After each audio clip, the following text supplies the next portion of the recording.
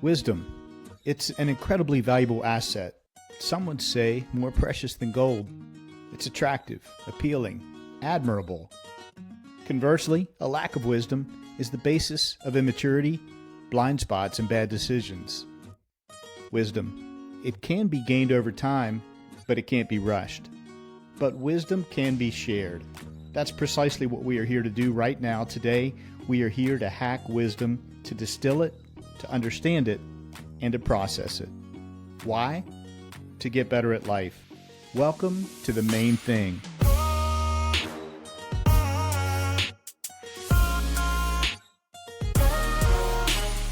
This is your new 9-minute podcast.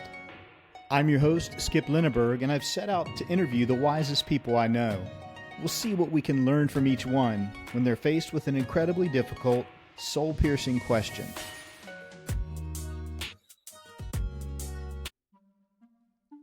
The weekly account sync meeting at Maple Creative had just wrapped up. It was our usual agenda, with John and his son, his business partner Johnny, going over upcoming offers, the week's advertisements for the furniture store, and any new graphic design or research projects that needed attention. As we closed our notebooks and gathered our papers, John leaned back in his chair, a thoughtful look settling over his face. "Skip," he said in his steady, familiar tone, "if you can give me a ride back to the furniture store, I'd like to visit with you for about another 30 minutes or so." Then he turned to his son. "Johnny, you can head on back to the shop. I'll get a ride back from Skip." That's how it often was with John. Wisdom had a way of showing up in the middle of ordinary moments. But on this day, we didn't even make it to the car. John and I lingered right there in the fishbowl conference room at Maple Creative.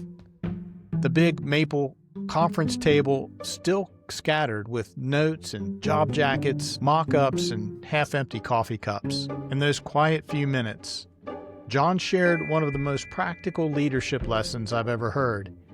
He called it a simple phrase that every leader should keep at the ready. You see, to John, leadership wasn't about seizing the first good idea and running with it. It was about slowing down, asking thoughtful questions, and drawing out the kind of deeper thinking that leads to wiser decisions.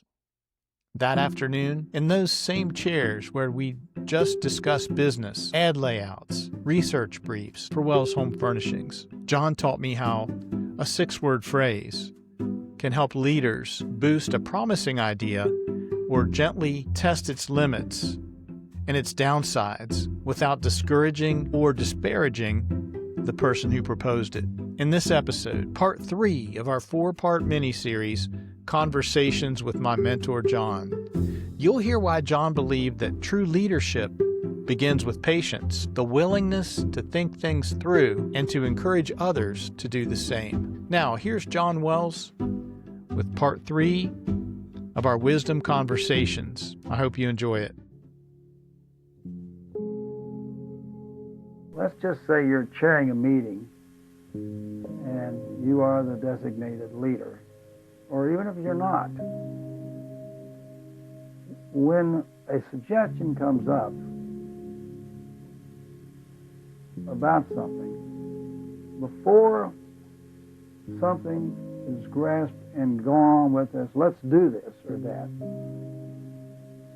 As a leader, the thing I have learned is to simply do this one thing to make me a stronger leader, and that is, let's take that one more step. That's a good idea. Let's take it one more step. What would we gain by doing that? Well, we would get this, that, or the other thing. Is there any reason why we shouldn't do it? Well, maybe our advertising budget would go up, or maybe this would happen or that would happen. My point is that a leader should have the patience to take another step and fall back and watch the response of the younger people. The younger people are going to say, "Oh, I have a great idea, let's go out and do this tomorrow." Well, it may be a good idea, but leadership shows up. Like at the YMCA, if somebody comes up with an idea, you can develop your own leadership right in the room by saying, that's a great idea. Well, how many members would we gain from doing that? Well, I don't know. It would be so-and-so and so-and-so. I'd say, well, okay, can you think of what our net cost may be per member? What's happening is, as you're asking these questions, people are thinking, gee whiz, those are really great questions.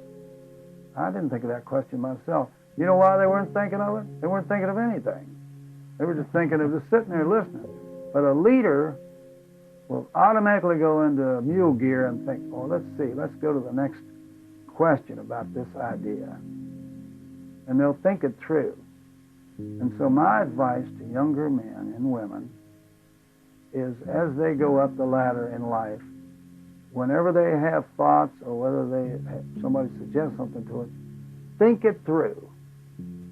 Think it through past where you are right now, and you will find that there's a different answer to it, and a more complete, wise answer that will get you to where you're going better than it would if you just struck off and said, let's try this or that. Hey, it's Skip again, and I'm back to share a final reflection. I have two brief thoughts for you. First, John was so generous. I was blessed that John, my mentor, took extra time to teach me valuable life lessons and leadership tools. He didn't have to spend that extra half hour with me that day, yet John took the time to invest in me and a handful of other inspiring young leaders in our region. For that investment, his mentoring, I'm forever grateful. The second thought that I want to share with you is just how useful and practical this leadership approach is. I use it, or a version of it, very, very often. Where John might have said, let's take that one step further, I will often simply say, tell me more about that. Whichever form you use, adapt it and make it your own words. Regardless, it's a great tool to keep on the top tray of your leadership toolbox.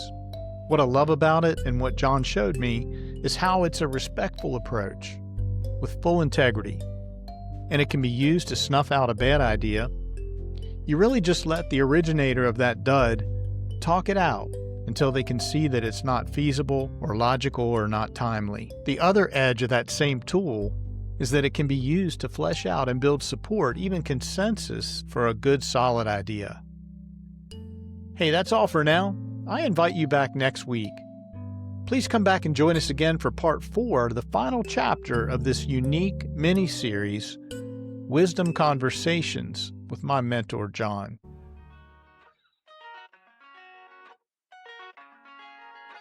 That goes by incredibly fast, doesn't it? Time flies when you're hacking wisdom. Thank you for listening to this wisdom conversation. If you enjoyed this podcast and found the wisdom lesson valuable, then I encourage you to share it with a loved one or friend. Did you know podcast recommendations from one person to another remain the strongest form of podcast growth worldwide? It's true, and we'd appreciate you helping spread the good word. Let's give a big hearty thank you to the crew of the Main Thing Podcast. These are the folks who truly keep the wisdom pipeline flowing. Audio engineer Bob Hotchkiss, strategy advisor Andy Malinowski, public relations and partnerships guru Rachel Bell, social media and digital marketing expert Chloe Lineberg, graphic designer Emma Malinowski, and of course our patrons, those generous folks who provide monthly funding support to help underwrite our costs of production. I couldn't do it without you, nor would I want to. Your feedback matters a lot. If you have a question, a suggestion, maybe an idea, or even a nomination of a future show guest, I'd love to hear from you. Email me at info@themainthingpodcast.com. Well, that's a wrap for this show. I'm your host, Skip Lineberg, signing off for now and inviting you to join us again next time for another special delivery of wisdom.